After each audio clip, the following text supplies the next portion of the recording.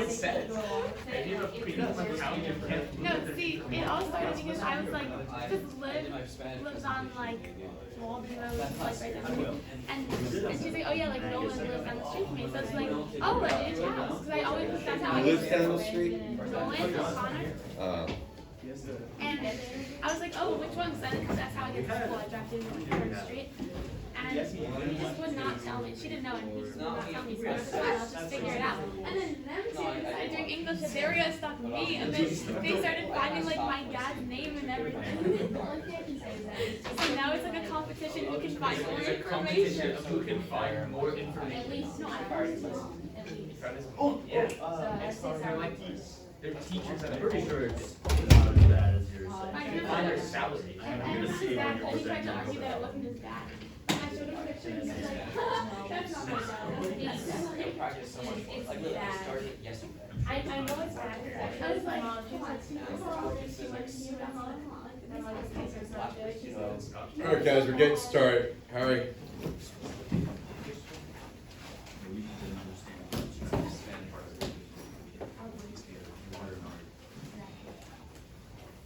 Alright, what I gave you, these are the pre-response questions, the 2005 Form B. What used to happen is outside of the US, they gave a Form B exam. It was because of the time zone differences that the test is, you're roughly in there for 4 hours. So if you're in one of the first administrations, you'd be able to get out before other time zones took the test and tell them what was on it. So this was from that. Back then, there were 3 and 3 on the free response questions, 3 non-calculator and 3 calculator. We're gonna turn to page 5, number 4. All right, so we're not gonna do this now if we have review questions, but this is a problem that's gonna be part of our test review, 2005 Form B, number 4. Now, we're gonna go over some don't do things. All right, see how it's a bunch of linear segments on the graph? Do not, under any circumstances, try writing a piecewise defined function for that. All right, because you're probably going to screw it up. It's gonna waste at least 5 minutes of your time, and it's unnecessary. The reason they give you linear segments like that is so that if you have to integrate it, it's easy to do using geometric shapes, because you'll have either triangle or rectangle or trapezoid, something like that. And also if you need to calculate the slope of one of those segments, that's easily done as well, because you could just do delta y divided by delta x. All right, so any problem like this, do not try to come up with an equation for f. All right? But this is a fairly frequent occurrence, having questions that look like this. All right, we did a couple of those problems that were in the textbook as well. All right, I am ready to take questions. This is, apparently there was a secret DECA field trip today that nobody told me about. Apparently Johnny's the most responsible of the missing students, because he emailed me to say he was gonna be here.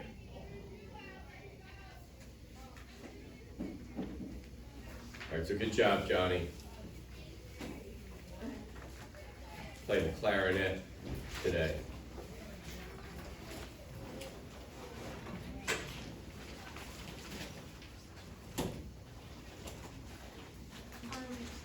Like one day you asked me, went through like a whole textbook problem of like of the graph of f and using like FTC part 1. Could we maybe like go through a problem like that, like where it's like increasing and decreasing, stuff like that?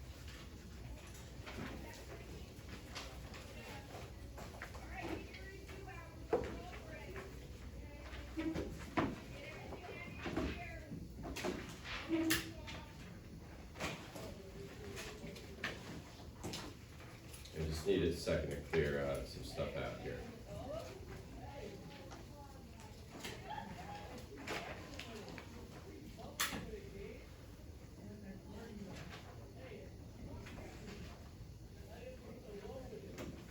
All right, let's say we have something like this.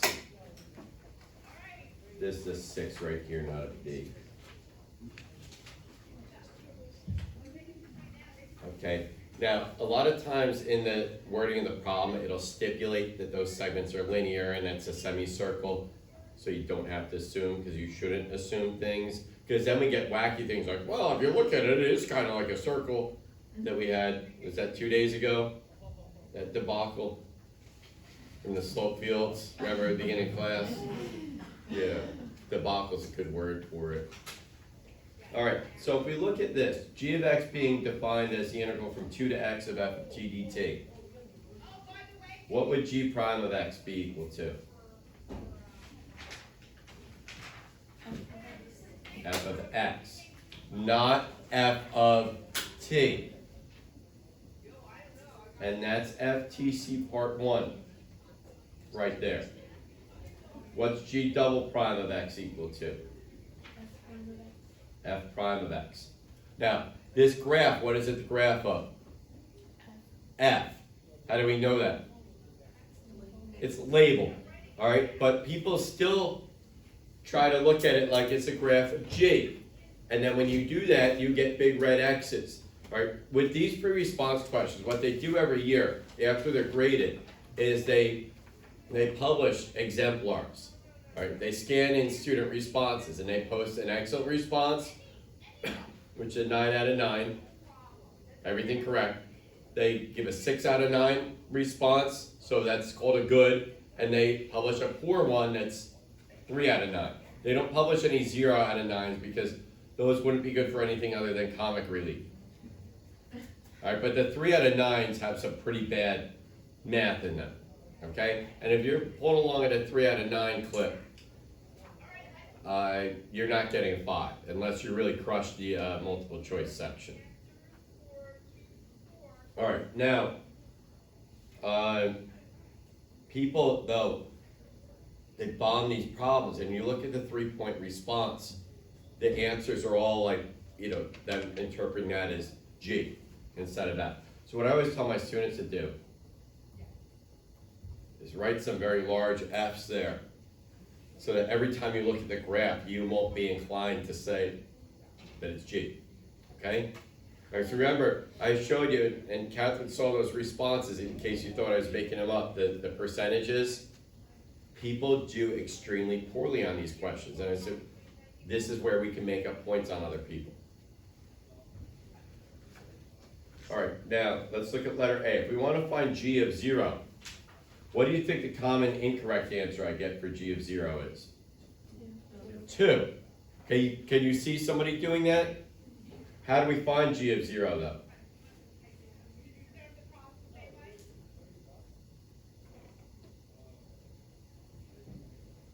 Adam? You substitute 0 for x in the original. So it's the integral from 2 to 0 of f of t dt. Harry, you need some graphite for your pencil, bud? Okay, because you're not taking any notes. I just thought maybe you're empty. I got some 0.7. You need it? 0.7? Actually, yeah, no. All right, so I don't want you sitting there and not taking any notes because your pencil obviously ran out of graphite. It did. Here's 2. Harry, isn't that 0.5?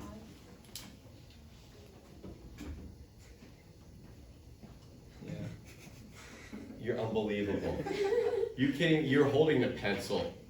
Here, give it. And you can't tell, but Julia's halfway across the room and she can tell. You got a luck on a 0.5, gee. All right, so how do we find the integral from 2 to 0 of f of t dt?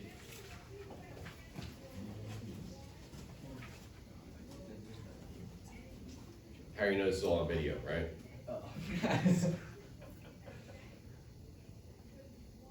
Add it to the rescue. Yeah, those dictate what's happening. Adam, give me some pencil there. All right, focus here. How do we find the integral from 2 to 0 of f of t dt? You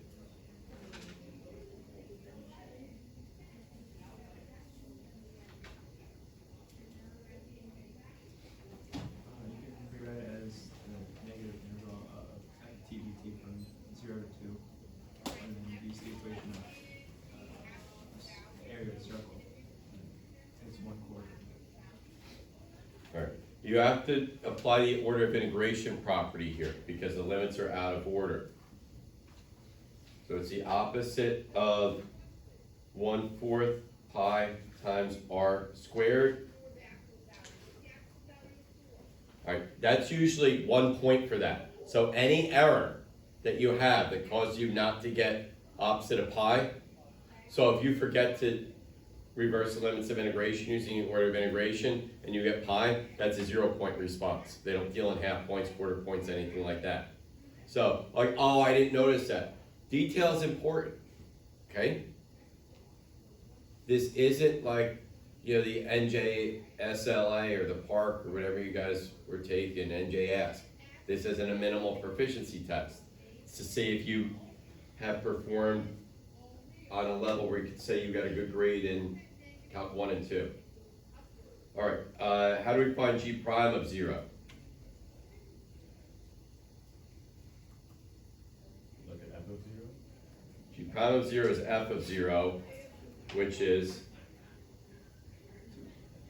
2.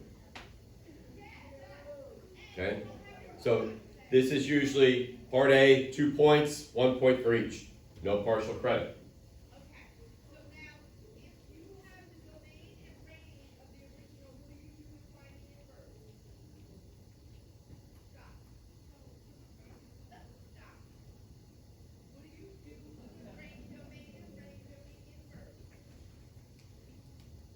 All right, state all intervals on which G is increasing. Explain your reasoning.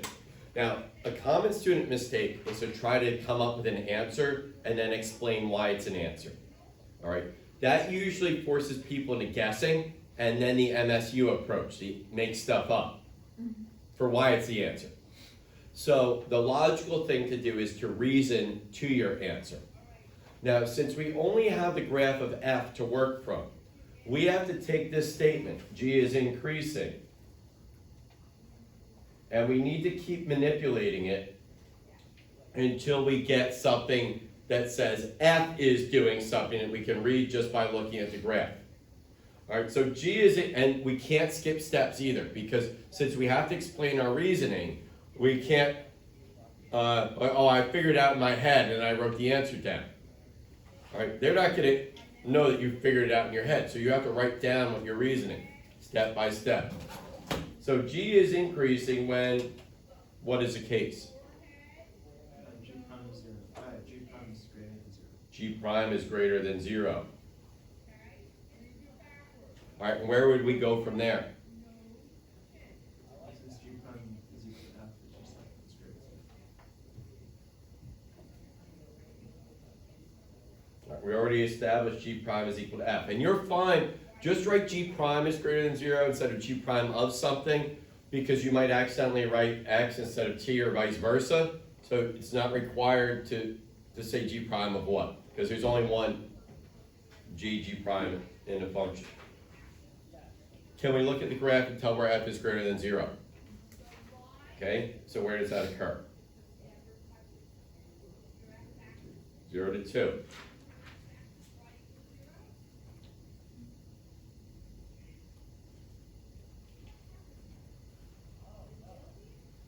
All right, this would usually be a 2-point question, 1 point for the answer and 1 point for the reason. All right, so we reason to the answer. It makes more sense.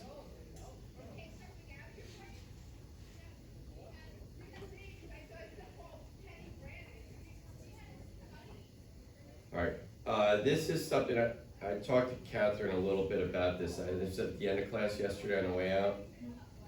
Okay, we were looking at questions like this and justification techniques, and Catherine wanted to know about making sign tests. We don't use a sign test for this. The reason we don't use a sign test for this is because a sign test is not the best tool for the job. All right, in order to apply the FTC, your function has to be continuous on closed A to B. And when you have a continuous function on a closed interval, the best justification technique to use is the table of values. Okay? So we need to identify all of our critical values. Do we know any critical values right now? What?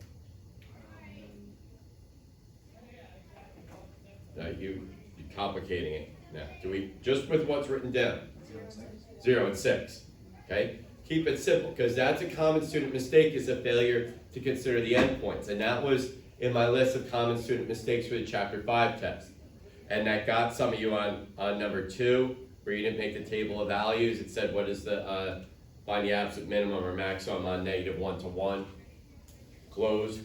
All right, so we know x equals 0 and x equals 6 are critical points. So if you just write down, consider x equals 0 and x equals 6 because they're included endpoints, that gets you a point right there. Because it shows a level of knowledge that a lot of people don't have.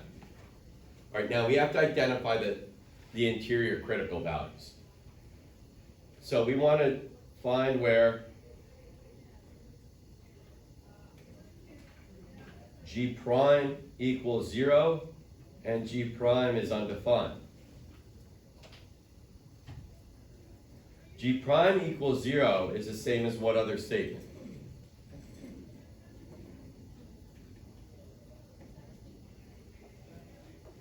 All right, when does that occur? X equals 2, x equals 6.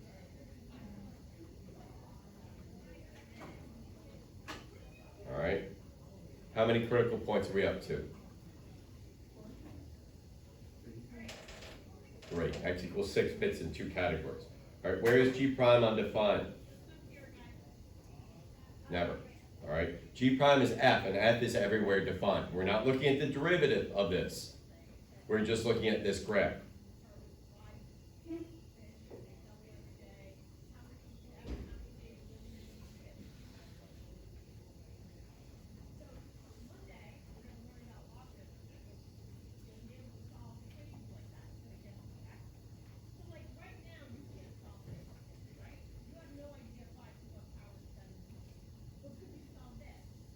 All right, so we're going to make a table of values now.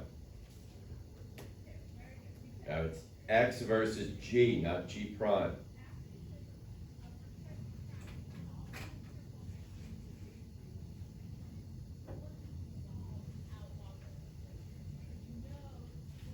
All right, g of 0 we already found in part A.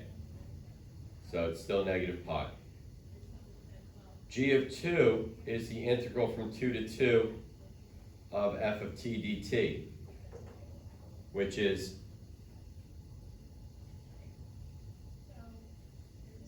0. All right, 0 property of the definite integral. And then g of 6 is the integral from 2 to 6 of f of t dt. So this we have to evaluate from scratch because we haven't done it already, and it's not a trivial case like the second part. All right, so when you look at the integral from 2 to 6, what do you see? A triangle. One triangle, not 2 triangles. If you do 2 triangles, you're making twice as much work. All right, so we're going to say 1/2. The base is 4. The vertical is -3. Not 3, because remember, we're doing a definite integral, not the area. All right, now absolute min and absolute max. So we just have to pull the values from the table. The absolute min is -6 at x equals 6, and the absolute max is 0 at x equals 2. Okay?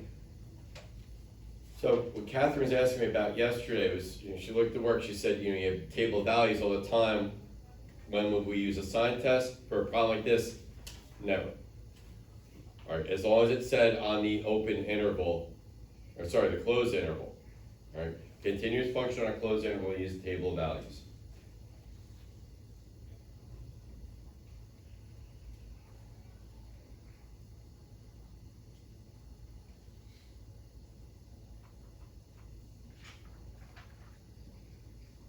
All right, state all values where g is concave down. Explain your reasoning.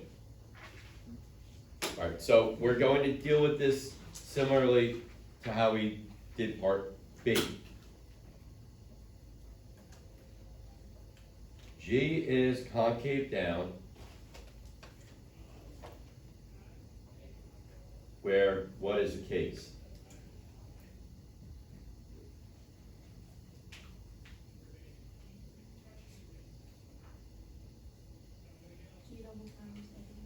G double prime is negative. Okay, remember how I said, calculus is, it's cumulative and comprehensive? So, that was from chapter 5. Like, yeah, right, it's still relevant. G double prime is less than 0. What's G double prime the same as? F prime is less than 0. And if F prime is less than 0, remember, we have to keep going until we have an F is statement. F is decreasing.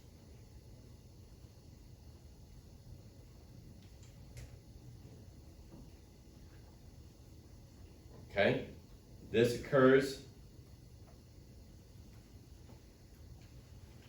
You don't even have to write in full sentences. It's not a requirement. You do have to write in English unless you have provisions to take the test in an alternate language.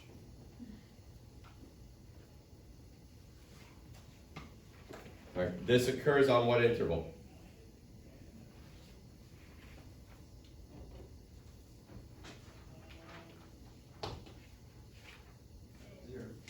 Zero to 4, okay? We want to get to the point, because once you can get F is decreasing, that's almost trivial to look at the graph. But the making the connections part, that's what people can't do because they don't understand the FGC part 1, and they don't try to because there's conceptualization involved there. It's not I want to memorize a rule or a formula that I could just P-word stuff into.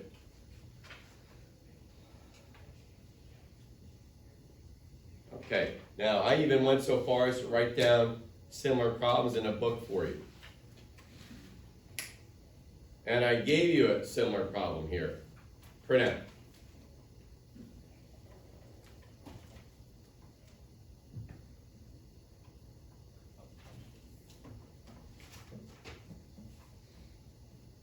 All right, so the page 322 and 323, I went there first. I think that's the chapter review in the book, and page 307 and 308 is probably the section 6.4 problem set, because that's where we covered that stuff.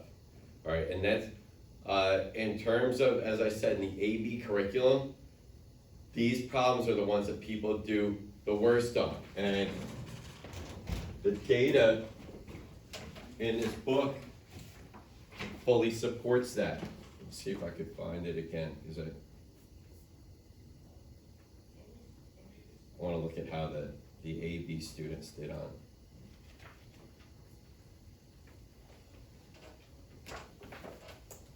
that.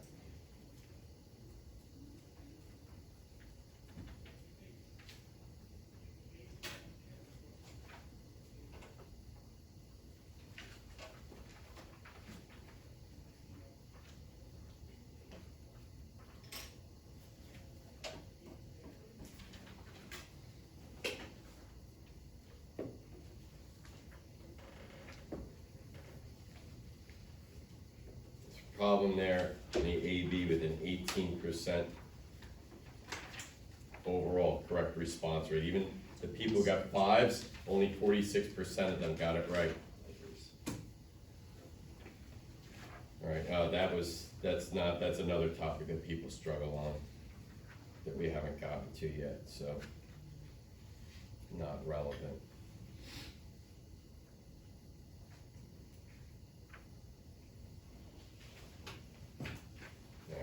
We'll come back to that. Not that important. Yeah. Good, Catherine. Thank you.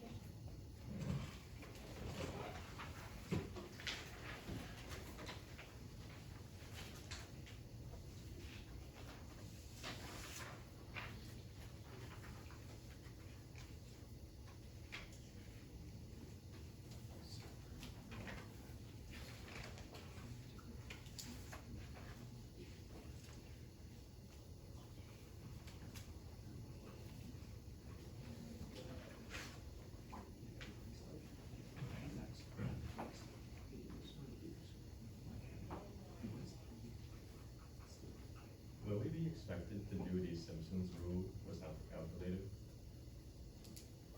From a table of values, yes. Alright, that worksheet that I posted before the quiz, when it had the table of values, you know, the problem that was part A, B, and C on the quiz, Oh, yeah. you should be able to do Simpson's rule from there. But remember, to do Simpson's rule, you have to have an even number of subintervals, which means an odd number of points. Alright, because look at it this way, if you have 4 points, how many subintervals do you have if you have 4 points? Are you paying attention? What question are we working on right now? Subinterval 4 points. 3, okay? And for those of you who can't figure that out, just hold 4 fingers up. There's 1, 2, 3 subintervals. If you have 5 points, there's 1, 2, 3, 4 subintervals. If you have 3 points, there's 2 subintervals. So if you have n points, there are n minus 1 subintervals, all right? So we're generalizing, all right? We're making an inference.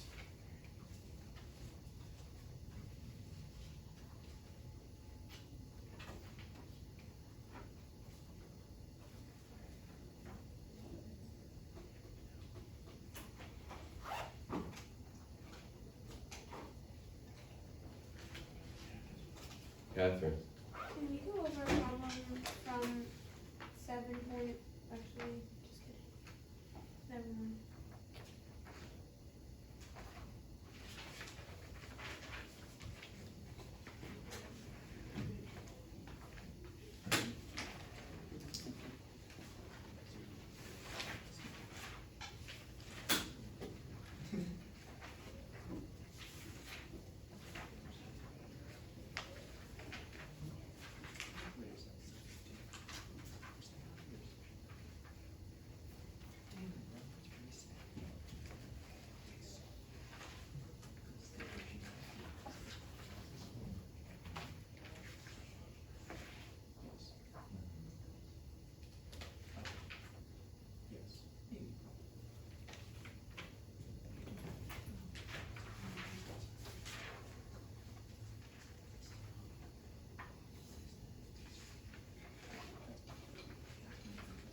Julia. Can you go over when we should be using like a capital F, lowercase f, capital G, lowercase g? All right. Capital F is for antiderivative. So if you start off with little f of x equals x squared plus 5x plus 7, we would call its antiderivative big F of x, right? Because we don't have like an anti-prime notation. Okay, so its antiderivative would be 1/3 x cubed plus 5x squared plus 7x plus c. All right. Sorry, 5/2 x squared.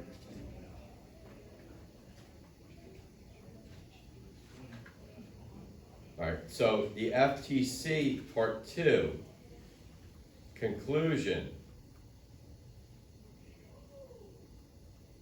states that the integral from a to b of little f of x dx is equal to big F of b minus big F of a, where big F is any antiderivative of little f.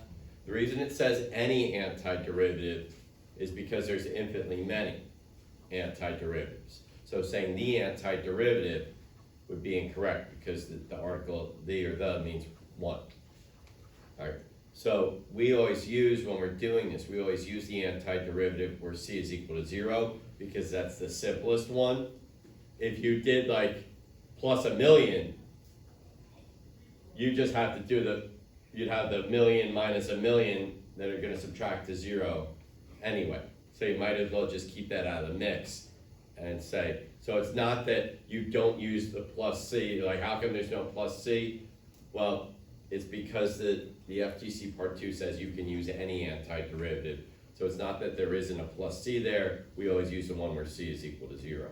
And you could use a plus c, but you'd have the c minus c is equal to 0. So you're introducing an unnecessary step that you might screw up because you might turn into c plus c. because you are a distributed property denier, or you're missing grouping symbols or something like that. But that's not us here, right? That's only the kids who are absent today. They Yeah. can't defend themselves. What's that? They can't defend themselves right now. Idiots in the phone. Did you say idiots in the phone?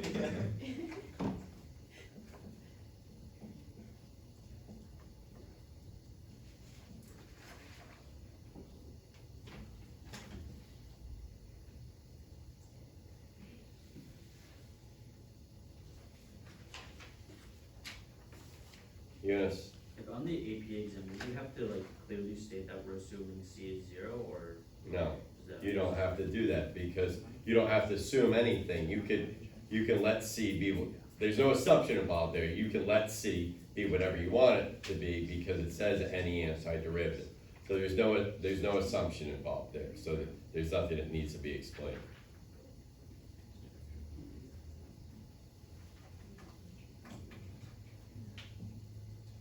Because if you had to do it on the AP exam, we would do it in class. I would never do that to you guys. So years ago, there used to be like this, it's just antiquated listserv, basically an email list server for AP calculus teachers. And there was a year where we haven't gotten to it yet. We'll get it to the end of chapter 7, logistic growth, which you probably studied in biology somewhere along the line, that environment can only support a maximum number of individuals. And there was a question on it on the BC exam, because it's a BC only topic, and these teachers said, oh, that's not fair because I didn't cover it with my students. Like, well, what's not fair is that it's in the AP curriculum and you didn't cover it with your students. So you did your students a disservice. Nobody did anything to you. It's clearly in the syllabus that it's covered. It's not tested, that doesn't wind up on a test every year, but you can't gamble with your students' grades and say like, oh, you know, it was on 2 years ago and before then it was on 8 years ago, so I'm not gonna cover it for another 5 years. It's Russian roulette with the AP exam. Can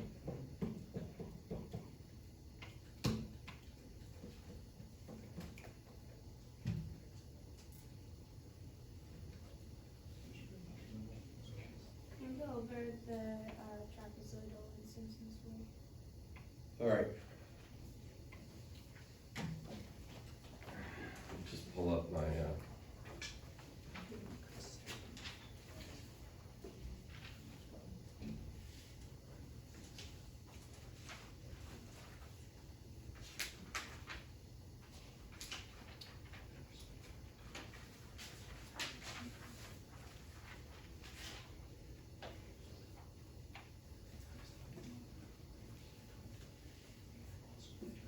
all right, this was the worksheet I was talking about a few minutes ago. We looked at the front part of the sheet, and I said we'd save the end for last. This will go back to Christopher's question also. All right, on the back side, I did bonus coverage of trapezoidal rule and Simpson's rule. Now, what you have to remember, again, is that since we're working with the data set, the same data set, these are all approximations of the same thing. So if one is wildly different from the others, that is an enormous red flag. Just like, you know, if you're cubing 7.9 on a non-calculator assessment, that's a red flag. Having a cube 8, that's fine, no calculator, it's 512. We talked about that yesterday. Okay, now, with H is just the width of each subinterval. So I have people doing all sorts of wacky calculations like 0, 10, 20, 30, 40, 50, 60, 70, 80. Make sure you check though to see if the intervals are equally spaced. On the AP exam, they tend to give you subintervals that are not equally spaced. So if the subintervals are not equally spaced, you can't use this formula for trapezoidal rule. You have to do each trapezoid individually and then add them together. So they might ask you to do like 3 or 4 of them. They're not gonna have you do 10 trapezoids because that's overkill. If you can show you could do it with 3 or 4, then that shows you mastered things. Because you don't wanna go to the point where you're wasting time that you could test on use on other test topics, or that you are giving people a chance to get the problem wrong from an arithmetic mistake rather than a conceptual mistake. All right, now, I have a note there to check against the average of the left endpoint and the right endpoint sum. When we started section 6.5 and we developed the trapezoidal rule, we looked at how, and we looked at it graphically also, the trapezoidal approximation is the average of the left and the right approximations. So if you've already done the left and the right endpoint sum in a problem like this, it's fine to average them, but you have to show a setup like T sub 8 equals L sub 8 plus R sub 8 divided by 2 to show what you're doing, that there's a conceptual basis for it. All right, and then the one thing that happens with Simpson's rule is that people don't study it and they're like, oh, I know it's 4s and 2s, but does it go 1, 2, 4 or 1, 4, 2? All right, that comes from not buckling down and putting the time in. But I get people making stuff up on that problem all the time. There's a draining the swamp problem in the book that would be good to do for trapezoidal rule and Simpson's rule. It's either in the chapter review or the 6.5. Like literally draining a swamp? Yes, yes, it's not the figurative draining of the swamp.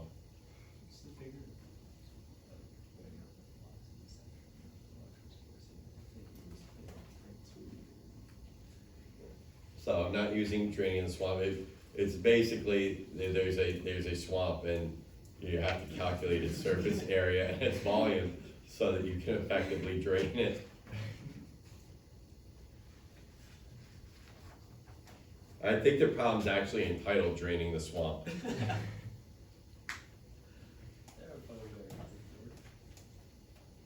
With cross-curricular content, you can talk about that problem in AP Government with Ms. Oles or Mr. Colasar.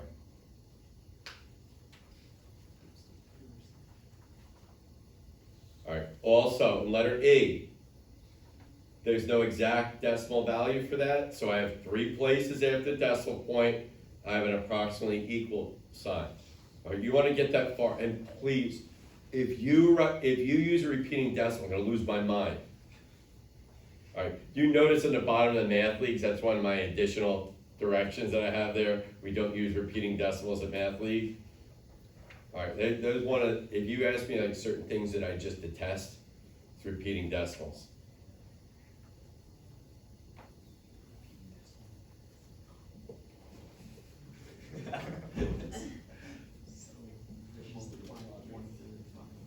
All right, also with Simpson's rule, if your coefficients aren't symmetric, you screwed up. If you have 2 2s in a row, you screwed up.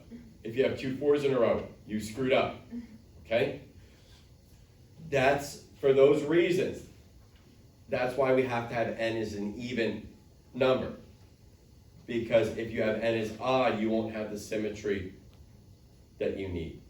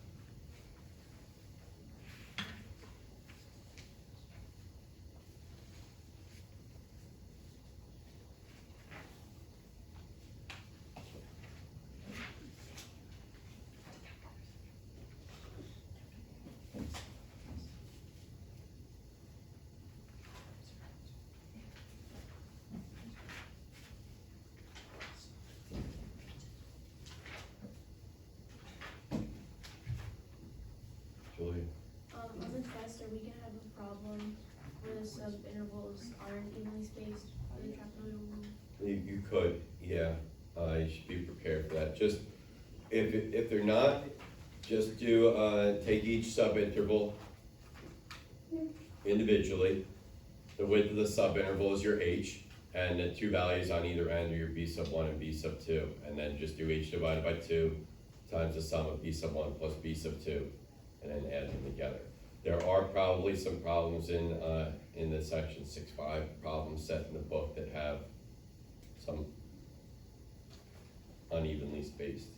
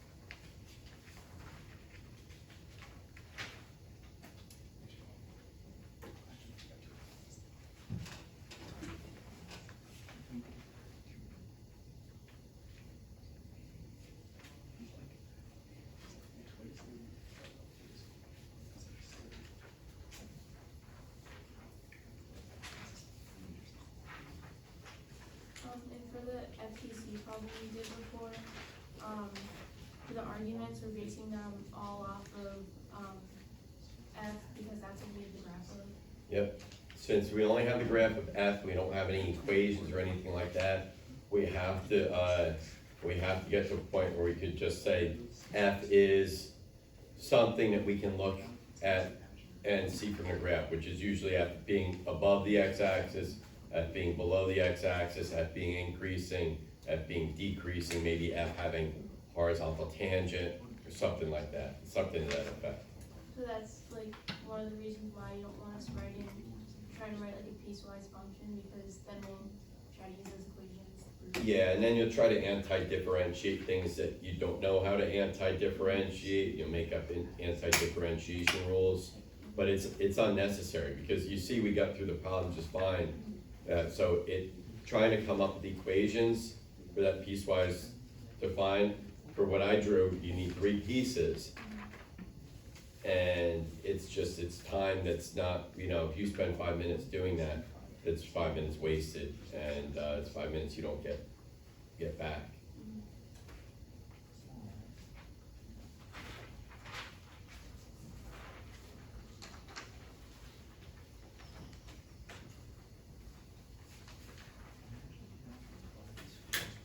All right, well, just about out of time for today, so make sure you hammer down on this stuff over the weekend. Review on Monday, and then test Tuesday and Wednesday, then back to chapter 7 on Thursday, Friday. We're off Monday the 20th. All right, and then back on again until President's Day weekend.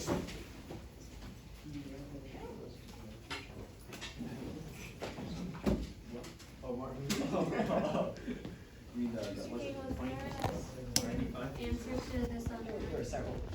Wait, no. Oh, no, this is a different